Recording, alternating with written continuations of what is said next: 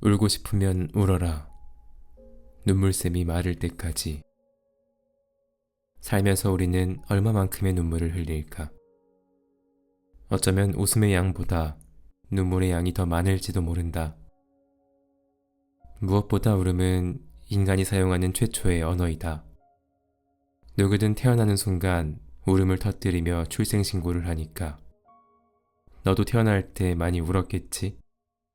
내가 세상에 나오는 순간 터뜨리는 울음을 무척이나 듣고 싶었으나 정작 나는 그럴 수가 없었다.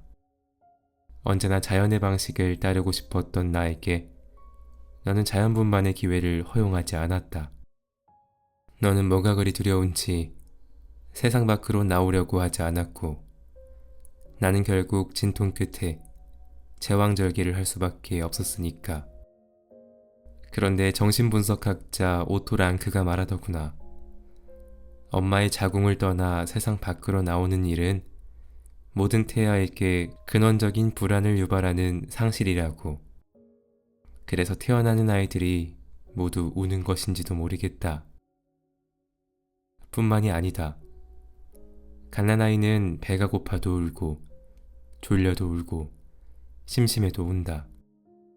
아이에게 울음은 희로애락을 담은 사전 그 자체인 것이다. 그런데 우리는 옹알이를 지나 진화된 언어를 사용하면서부터는 정작 필요한 울음마저 경계하게 된다. 어른들은 아이들에게 울면 호랑이가 잡아간다고 겁을 주고 울면 바보라고 놀리며 남자는 죽을 때까지 딱 3번 우는 거야 라고 협박한다. 울음이나 분노 같은 부정적인 감정을 자제할 수 있어야 비로소 어른이 된다고 가르치는 것이다. 그래서 우리는 자랄수록 눈물에 인색해진다. 몇 해 전에 만난 환자 중에 미니 씨가 있었는데 그녀는 평소 외로워도 슬퍼도 울지 않는 캔디로 살아가다가 진료실만 오면 울음을 쏟았다. 파견직으로 인하는 그녀는 곧 30인데도 정규직 자리를 얻지 못했다는 자괴감에 최근 파혼까지 겪으면서 슬픔에 젖은 낙엽이 되고 말았다. 저는 늘 결혼이 목표였는데 파혼이라뇨 하며 오늘 땐 그녀는 제 인생은 파예요. 파견직의 파, 파혼의 파니까요. 라면서 자조적인 웃음을 지어 보였다. 그러더니 갑자기 어깨를 들썩거리며 울기 시작했다. 미니 씨는 우울증 증상을 보였는데 그 원인은 완벽주의에 있었다. 죽기 전에 반드시 가봐야 할 여행지를 수첩에 적고 다니는 것은 물론 결혼은 30 전에 꼭 해야 하고 아이는 35까지 2명을 낳을 것이라는 등 나이에 따라 수행해야 할 인생 과업을 딱 정해놓고 있었다. 그녀는 라이프 사이클에 맞는 삶을 살아야 한다는 강박증에 시달리고 있었다. 그리고 그것이 완성되지 않은 삶은 그녀에겐 엄청난 수치였다. 미국의 정신분석가 카렌 호나이는 이런 강박증을 두고 슈드비 콤플렉스라고 했다.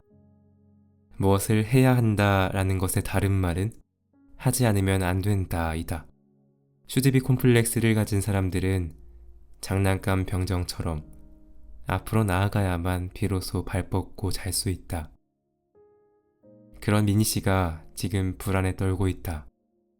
회사에서는 언제든 잘릴 수 있는 불안한 위치에 있는 데다가 결혼마저 갑자기 없었던 일이 되어버리면서 삶을 지탱할 힘을 잃어버렸기 때문이다. 나도 30의 강을 건너봤기에 그녀의 우울증에 공감할 수 있었다. 그러나 그때 내게는 손가락을 꼭 쥐고 놓아주지 않던 어린 내가 있었다. 아직 2살밖에 안 된 아기가 소나기 힘이 어찌나 세던지 그때 나를 꽉 붙잡아준 너의 손 덕분에 나는 크게 흔들리지 않고 30살의 강을 건너올 수 있었다. 그때 만약 내가 없었다면 어땠을까? 생각만 해도 아찔하다. 그러나 미니 씨는 혼자서 그 강을 건너야 하니 얼마나 막막하겠니? 미니 씨를 보며 문득 든 생각. 너에게 30은 과연 어땠을까? 우리나라 청춘들에게 30살이란 지금까지 누렸던 특혜를 박탈당함과 동시에 지금까지 해놓은 게 무엇이냐라는 식의 숙제검사를 요구받는 시기가 아닐까 싶다. 시인 신열님은 30살을 앞두고 일기에 이렇게 썼다고 한다. 곧 30. 나의 20대는 좌절과 헤매므로만 끝날 건가. 뭐 하나 해놓은 것도 없이 세월만 가니 하루하루 사약을 마시는 심정이다. 얼마나 마음이 끔찍했으면 사약을 마시는 기분이라고 표현했을지 충분히 이해가 된다. 그런데 미니 씨는 파혼을 했을 때도 자기가 힘든 것보다 부모님이 상처받고 걱정할까봐 울지 못했다고 한다. 외로워도 슬퍼도 울 수 없었던 그녀는 내 앞에서 참 많이 울었다. 차가운 땅에 붙어 떨어질 기미가 보이지 않던 낙엽 같던 그녀는 그렇게 한참을 울고 나서야 비로소 일어나 젖은 몸을 말리기 시작했다. 그동안 자신에게 조금만 덜 가혹했더라면, 울고 싶을 때는 좀 울어도 된다고 스스로를 다독였다면, 그처럼 한꺼번에 긴 시간 동안 엉엉 울 일은 없었을 텐데 참으로 안타까웠다. 어린 시절 말고 이렇게 울어본 적이 없는데 가끔 제 자신을 위해 울어야겠어요. 나는 그녀의 말을 들으며 가만히 고개를 끄덕였다.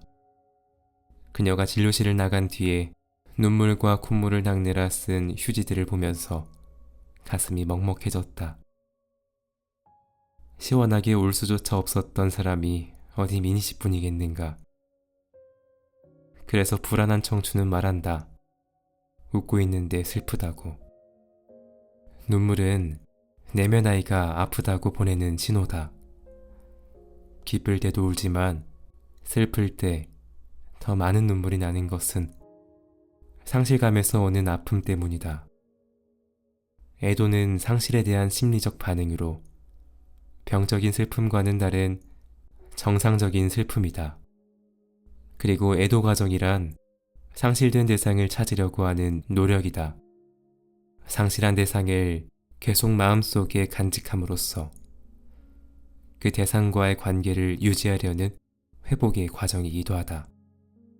여기서 잃어버린 대상은 사랑하는 사람일 수도 있지만 때로는 미니 씨처럼 자기가 소중하게 생각한 가치나 도달하려고 애쓰는 이상적인 자아상이 되기도 한다.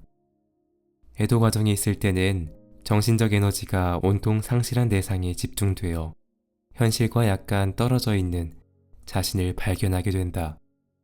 갑작스레 사랑하는 이의 죽음을 맞은 사람들이 보이는 망연자실한 모습이 바로 그것이다.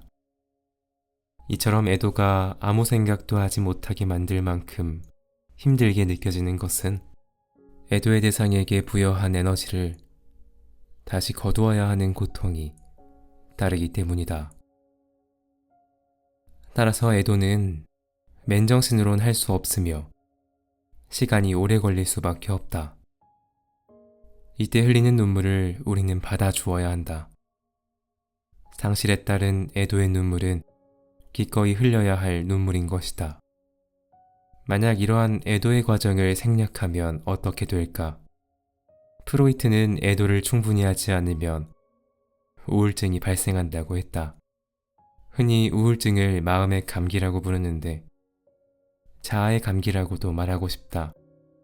감기에 걸린 자아는 온통 자신을 깎아내리는 일에만 열중한다. 슬픔에 빠진 자신을 위로하기는커녕 자책과 죄책감으로 자신을 갉아먹는다. 자기의 인생을 두고 파라며 자조적인 농담을 하던 미니 씨도 우울증이었다.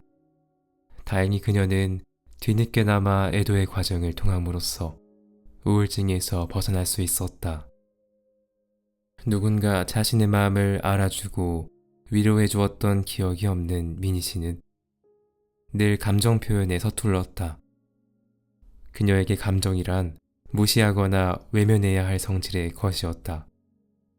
그녀는 눈물을 흘리면서 비로소 마음의 상실감과 그에 따른 분노, 무능감과 자책까지 자신의 숨은 감정을 살피고 들여다보게 되었다.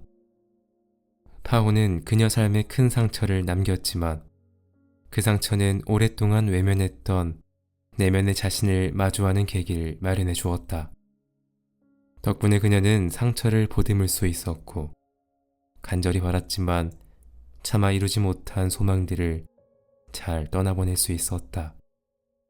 그 과정에서 눈물이 나면 기꺼이 울 일이다. 눈물에 인색한 사람은 자신에게도 인색해질 수밖에 없다. 내게도 애도의 눈물을 흘려야 할 때가 있다.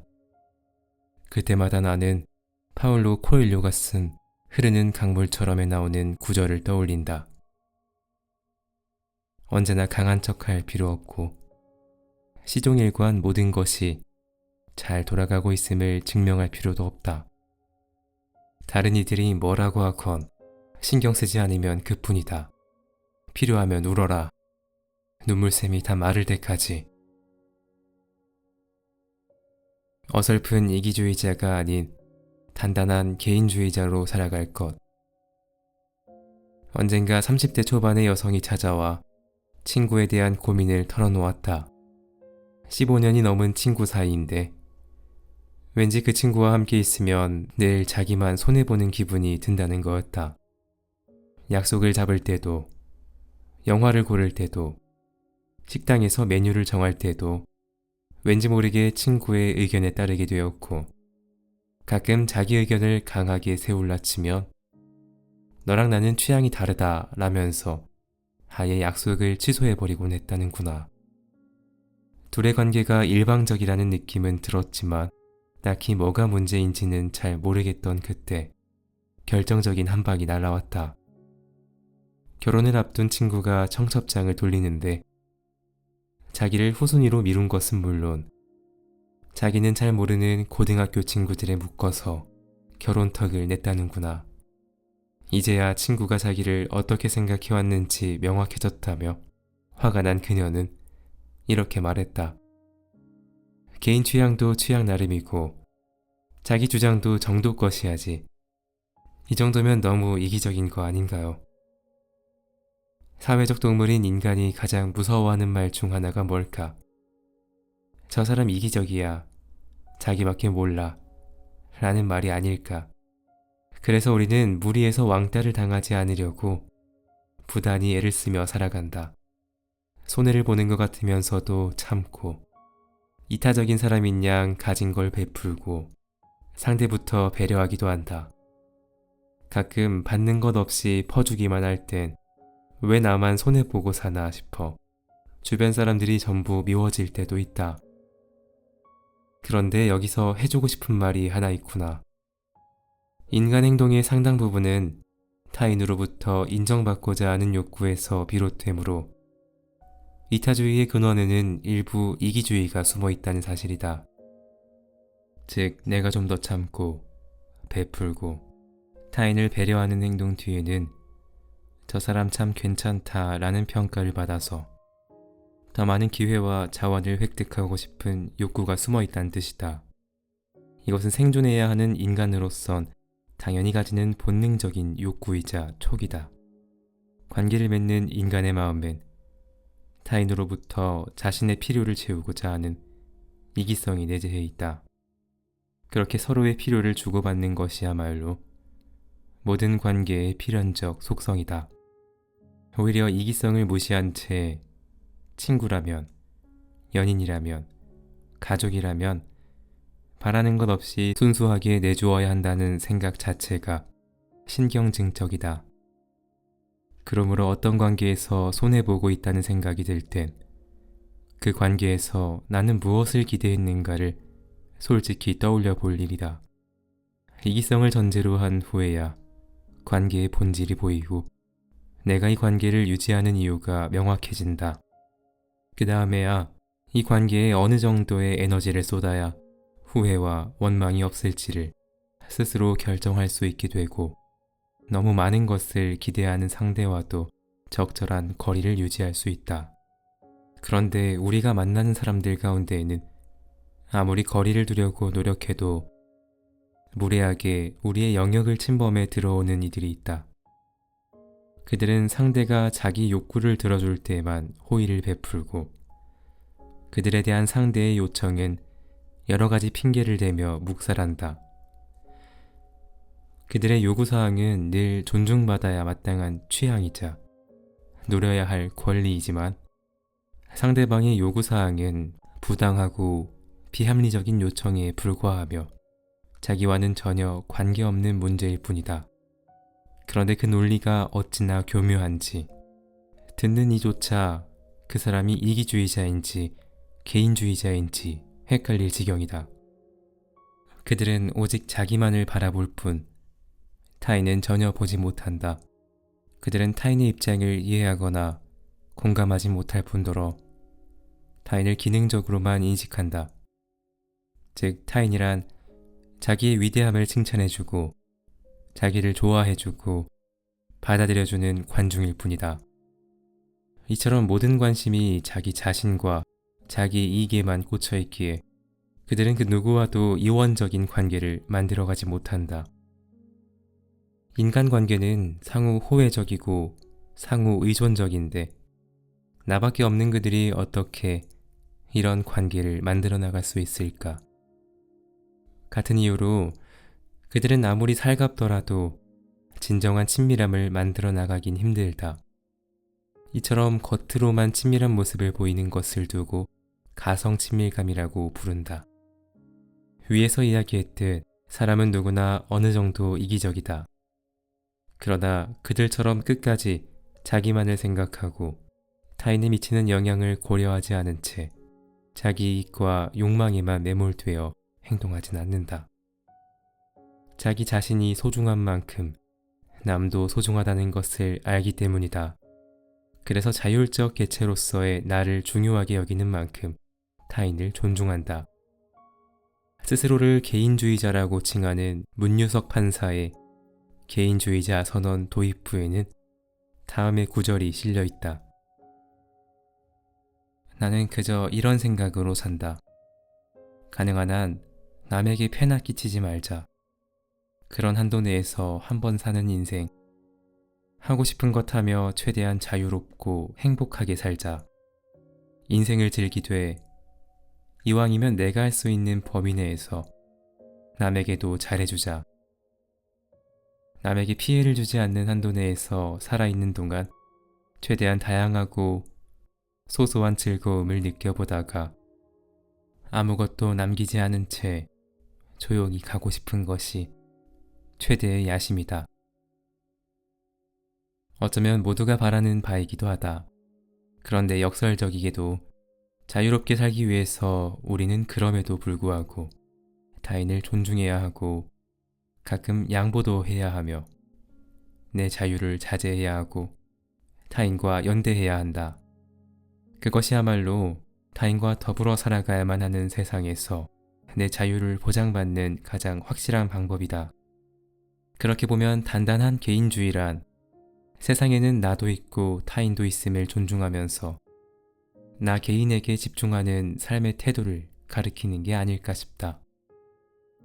다른 사람과 더불어 사는 삶이지만 절대 타인의 삶에 휘둘리지 않으면서 나의 소중함을 지키는 삶이다. 그것은 나의 욕망도 중요하지만 그것을 위해 타인의 욕망을 악용하거나 희생을 강요하지 않는 삶의 태도이기도 하다. 만일 우리가 단단한 개인주의의 삶을 살게 된다면 타인과 나 사이에 건강한 경계를 설정함으로써 불필요한 자책과 걱정에서 자유로울 수 있을 것이며 누군가를 너무 행복하게 만들려 안달하지도 않을 것이다. 그리고 지나친 의무감에 끌려다니기보다 나를 보살피는 일에 더 마음을 쓸 수 있게 된다. 타인에 대한 존중의 바탕에는 결국 자기 자신에 대한 사랑이 있다. 자기 자신이 소중하다는 걸 알아야 남도 소중하다는 걸 알게 된다. 누구나 사랑을 받으려면 내가 먼저 나를 사랑해야 하고 자기 자신이 행복해야 비로소 누군가에게 행복을 전파할 수 있는 것처럼. 베스트셀러 작가이자 심리학자인 웨인 다이어가 그의 책 행복한 이기주의자에서 나를 먼저 사랑한다. 모든 선택의 기준은 나다. 다른 사람과 비교하지 않는다. 등을 주문한 이유도 마찬가지일 테다. 주변에 흔들리지 않고 자신을 지키는 개인주의가 바탕이 되어야 타인에 대한 존중과 배려도 가능해진다. 생각해보면 우리는 오랫동안 이타주의와 이기주의만 존재하는 세상에서 살았던 것 같구나. 비난의 화살을 피하려고 나를 희생하는 이타주의와 일방적으로 손해만 보고 살지 않겠다는 날선 이기주의 사이에서 새로운 길을 모색하지 못했던 거야. 그러나 둘 사이에 단단한 개인주의의 길이 있다. 오래 보고 싶은 친구가 된다는 것. 내가 고등학교 다닐 때 어느 날 학교에서부터 전화를 받았다. 상의 드릴 게 있단다. 학교에서 보자고 하면 부모는 당연히 무슨 일인가 하고 겁을 내기 마련이지. 무슨 문제가 생겼다는 것일 테니까. 아니나 다를까. 내가 방과 후 레슨 시간에 아무런 말도 없이 땡땡이를 쳤다고 하더구나. 이유를 물으니까 내가 그랬다지. 날씨가 너무 좋은데 어떻게 교실에 앉아 있을 수 있냐고. 그래서 친구들과 한강에 가서 배 타고 놀다 왔다고. 웃음이 났다. 그래. 공부하기엔 너무 아까운 기가 막힌 날씨가 있지. 선생님께는 죄송하다고 말하고 앞으로는 이런 일이 없도록 단단히 타이르겠다고 했지만 솔직히 그럴 생각이 없었다. 혼자 그런 사고를 쳤으면 걱정이라도 했겠지만 친구와 잊지 못할 추억을 만들었으니 그것으로 된 것이다. 외동딸로 커서 친구를 잘 사귈 수 있을까 싶었는데 사고를 같이 칠 만한 친구가 내 옆에 있다는 사실이 오히려 기뻤다. 학창시절에 만난 친구는 나중에 인생의 대소사를 겪을 때마다 기쁨과 슬픔을 함께 나눠줄 소중한 사람이기 때문이다. 너에게는 친구가 어떤 의미이니? 사람들에게 힘들 때 옆에 있어주는 사람이 누구인지를 물으면 친구라는 대답이 많이 나온다. 그러면서도 슬픔은 누구나 나눌 수 있지만 기쁨도 나눌 수 있는 친구는 드물다는 말을 하기도 하는구나. 그만큼 진정한 친구를 사귀는 건 어려운 일이다.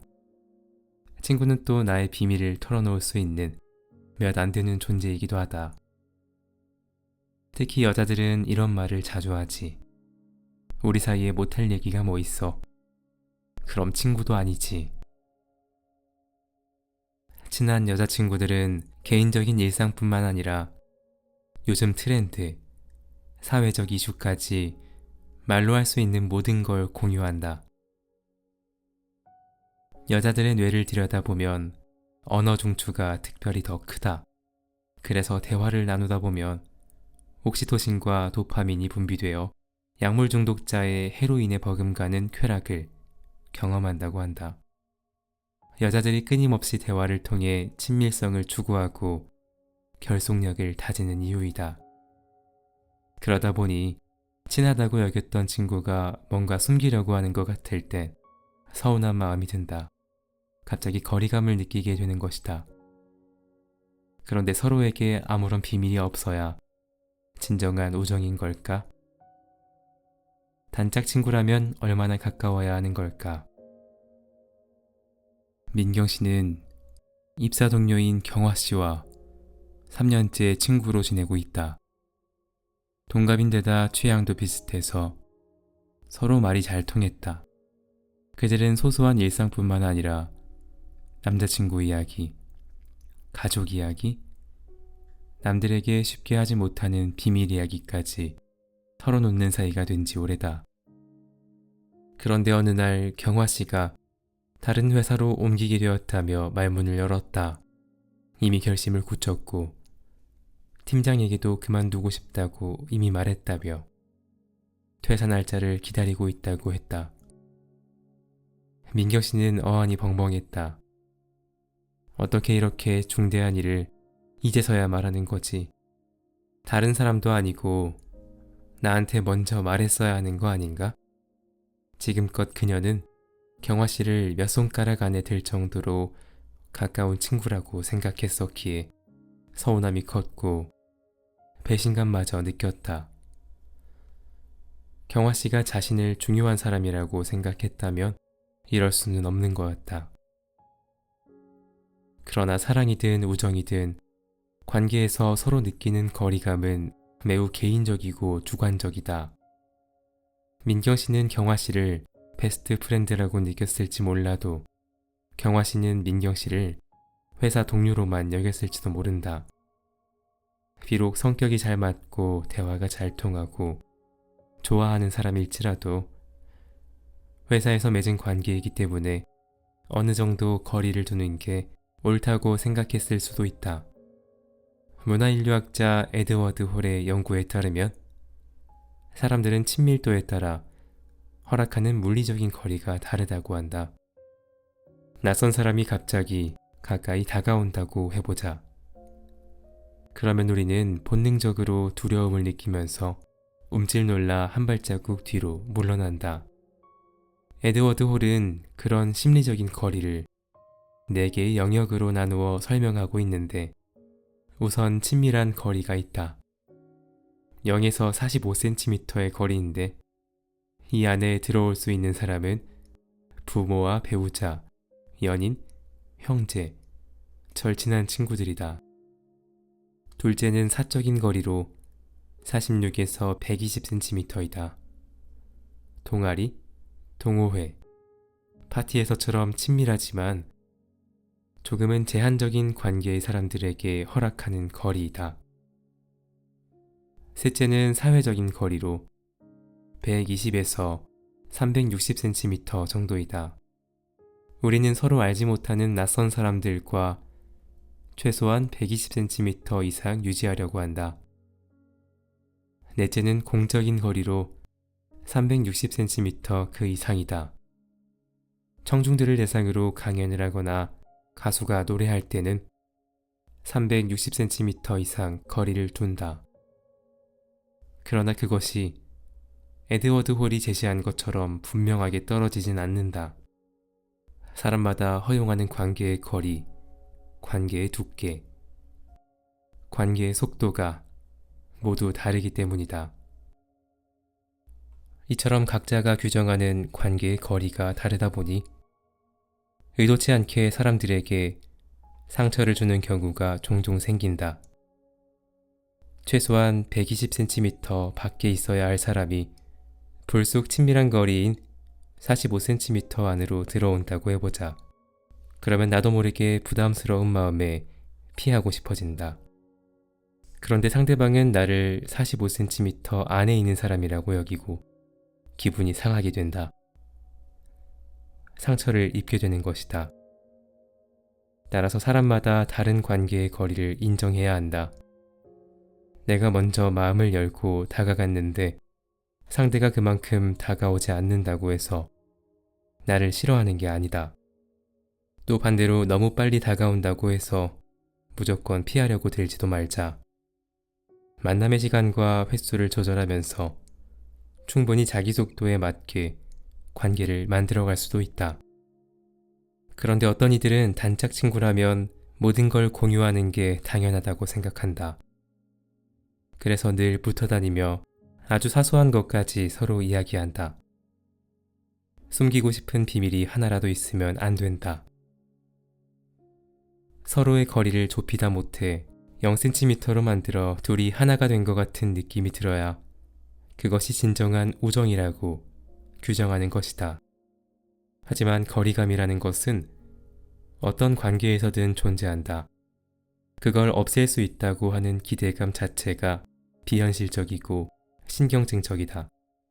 거리감이 없는 관계란 허구이고 둘이 하나가 되기를 꿈꾸는 소망은 흔히 퇴행적이고 방어적인 갈등의 결과물인 경우가 많다.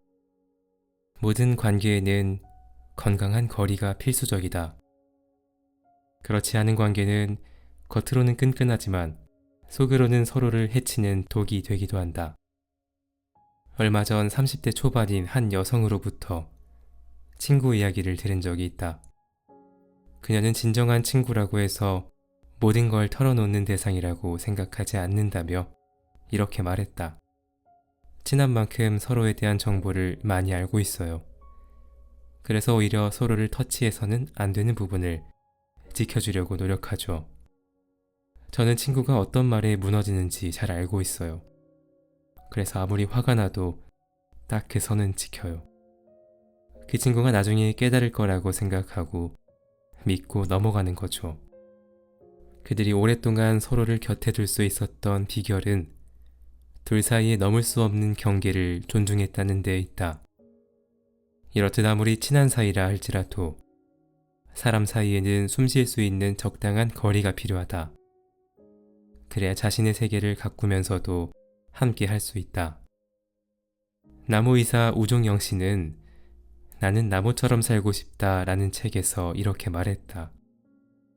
구속하듯 구속하지 않는 것. 그것을 위해 서로 그리울 정도의 간격을 유지하는 일은 살아가는 사이일수록 꼭 필요하다.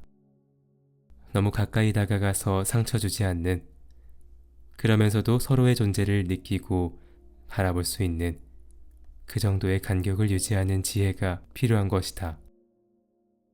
친구는 세상살이가 안개 속처럼 어둡고 앞이 보이지 않을 때 길을 알려주기도 하고 지치고 좌절했을 때 그저 묵묵히 내 곁을 지켜주기도 한다.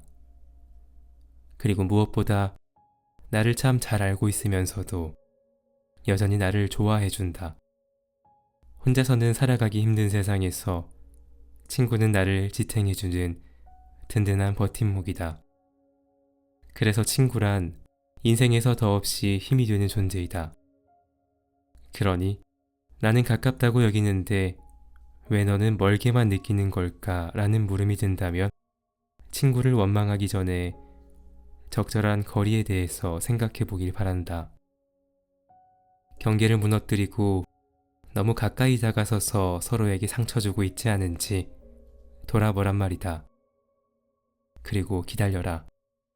우정이 주는 편안한 기쁨은 기다림 속에서 찾아오는 것이니까. 괜한 오해로 친구를 잃어버린다면 그것보다 안타까운 일이 어디 있으랴. 딸아, 30대에는 사느라 바쁘다는 핑계로 친구들을 소홀히 하게 된다. 게다가 미국에 있는 너는 친구들과 연락하며 지내는 것도 쉽지 않을 테지. 그러나 아무리 바쁘고 멀리 있다 해도 친구를 챙기며 살아가렴. 살다 보면 오래 사귄 친구가 있는 것만큼 든든한 게 또 없으니까. 인생 별거 없다. 그냥 재미있게 살아라. 노트 온 스캔들이라는 영화를 기억하니? 50대 외로운 올드미스 바버라 코벳이 주인공인 영화였는데 지금도 기억에 남는 장면이 하나 있다.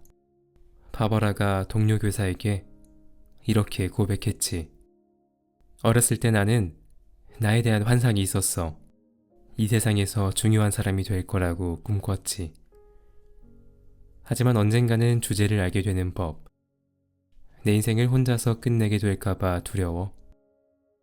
남들에게 외로움을 들키기는커녕 워낙 깐깐하고 지독하게 행동했던 주인공이 던진 대사여서 그런지 그 말이 마음에 콕 박혔다.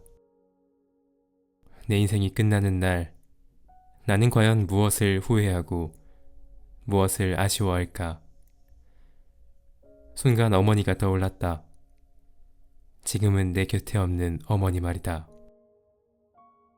너도 알다시피 내 어머니는 6.25 전쟁을 겪었고 남편을 먼저 떠나보내고 30여 년 동안 홀로 외로이 사셨다.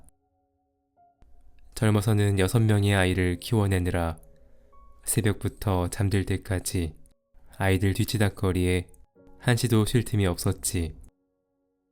하지만 어머니는 힘든 내색을 한번 하지 않으셨다. 그래서인지 내게 남아있는 어머니에 대한 기억은 끈질기고 강인한 생활력, 지칠 줄 모르는 생명력 같은 것들이다.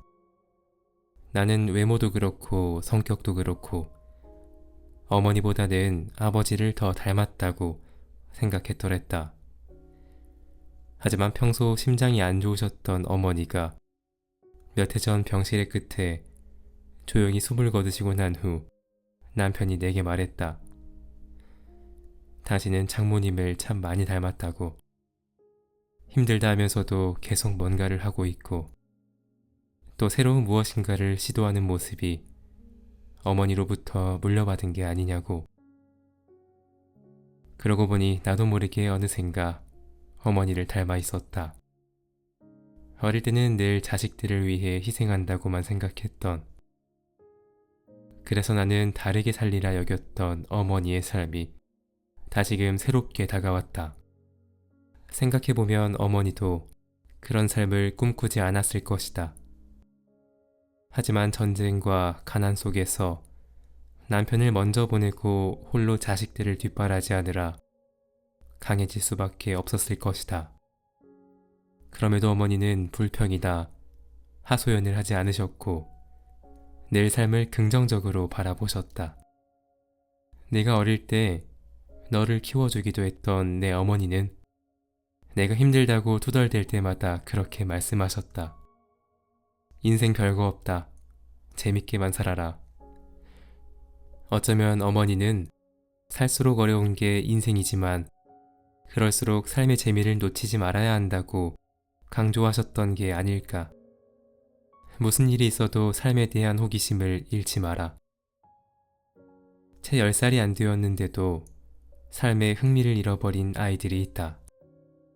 그들의 부모는 말한다.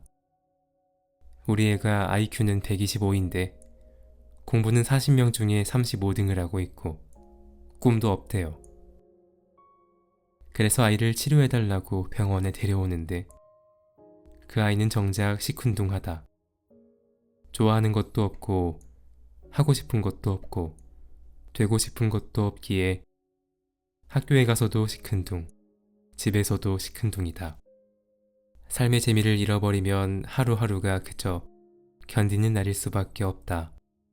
엄마 아빠가 잔소리하니까 움직이고 선생님이 뭐라고 하니까 움직이는 로봇에 지나지 않게 된다. 모든 인간은 엄청난 호기심과 삶을 향한 에너지를 안고 이 세상에 태어난다. 그래서 아이는 무엇이든 궁금해하고 잠시도 쉬지 않고 세상을 탐험하려 한다. 뭐든 만져보고 싶고 깨물어보려고 하고 맛보려고 하는 것이다. 그렇게 아이는 무한한 호기심에 세상을 배워간다. 그런데 무리한 교육과 선행학습, 지나친 경쟁의식은 아이로 하여금 삶에 아무런 재미를 느끼지 못하게 만든다. 지친 사람은 어른이나 아이나 할 것 없이 쉬고 싶어 한다. 아무것도 하고 싶지 않은 것이다. 그 상황에서 새로운 것을 하고 싶다는 의욕이 생길 리 만무하다. 아는 것은 좋아하는 것만 못하고 좋아하는 것은 즐기는 것만 못하다. 그만큼 즐기면서 하는 사람은 그 누구도 당해낼 수 없다. 그 에너지야말로 삶을 이끌어가는 강한 원동력이 되기 때문이다. 나이가 들수록 책임져야 할 것들과 해야 할 일들이 늘어난다. 빠르게 변하는 시대를 따라가기 위해 배워야 할 것들도 점점 많아진다. 그러면 누구나 삶의 무게에 지치게 되고 새롭게 배우는 것 또한 스트레스가 되고 만다. 그럴수록 삶에 대한 호기심을 놓지 않고 재미있게 살기 위해 애써야 한다. 무엇이든 기꺼이 즐겁게 행하기 위한 방법을 마련해야 한다. 그래서 어머니도 나에게 재밌게 살라는 말씀을 하신 게 아닐까 싶다. 나는 너에게 나중에 어떤 엄마로 기억될까? 바라건대 나는 너에게 멈춰있지 않고 계속해서 성장하려 했으며 순간순간 재미있게 생동감을 지니려고 애썼던 사람으로 기억됐으면 좋겠다. 인생에서 한 번 지나간 순간은 두 번 다시 오지 않는다. 그래서 그 소중한 시간을 불평이나 한탄으로 날려버리는 것만큼 미련한 짓은 없다. 그리고 남들을 이기거나 남들에게 지려고 태어난 것이 아니기에 내 몫만큼 행복하게 살면 그만이다.